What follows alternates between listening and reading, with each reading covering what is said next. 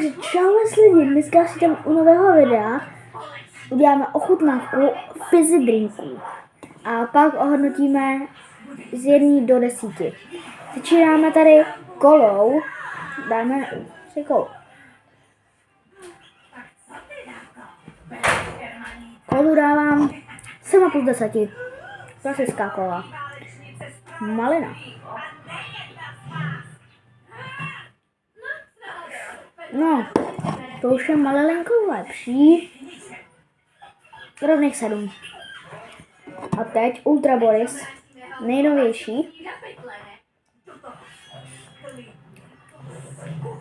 10 z 10. Miluju ho. Mega dobrý.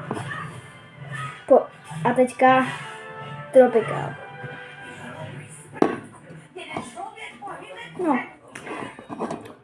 6,5 bodů z 10.